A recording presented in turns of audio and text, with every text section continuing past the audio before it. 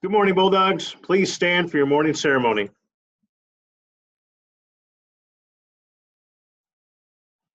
I pledge allegiance to the flag of the United States of America and to the republic for which it stands, one nation under God, indivisible, with liberty and justice for all. Hope you guys had a great day yesterday. A couple highlights that I didn't cover yesterday. We had some individual champions in sectionals, and from girls swimming, we had two champions, and senior Maura Miller in the 500 free and sophomore Lila Myers in the 500 free were both sectional champs. Congratulations, ladies. And in boys cross country, Owen Hensler, brought home some more hardware, so he got a sectional patch in the boys cross country. So great job, guys. Congratulations.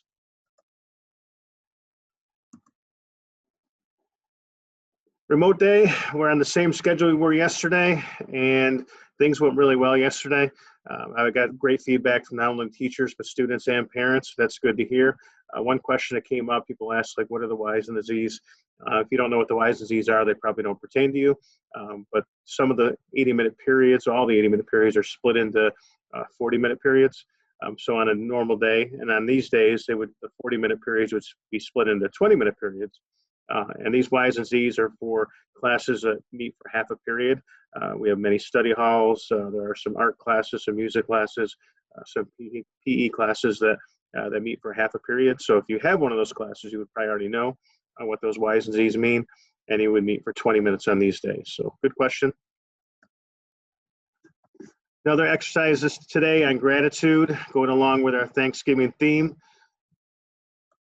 Like I talked about yesterday, get this stuff out of the way. Studies have shown that people who count their blessings and show gratitude tend to be happier and less depressed. And when I talked to some people yesterday, some students, and there's more on that, so it's been proven that one of the greatest contributing factors to overall happiness is how much gratitude you show. And some people reached out yesterday and said, well, does it work for me? Because I suffer from depression. I have a lot going on in my life. And yes, most research that they do is usually conducted by people that are in a good place. But I did find a study from the University of Indiana, goes along with a lot with what Mr. Green's doing in his health classes. That in their study, they took individuals who were in counseling for depression, and they all tested low initially on happiness, and they were split into three different groups. And one group continued with the counseling. One group had counseling, but then once a week they wrote a journal about their deepest thoughts and feelings about negative experiences they have in their life. While the third group continued counseling, but once a week wrote a letter of gratitude to another person, someone who was been really influential in their life and really helped them to get through tough times. After 12 weeks, what they found is kind of like what we were talking about. Those who wrote the gratitude letters reported the biggest increase in their happiness.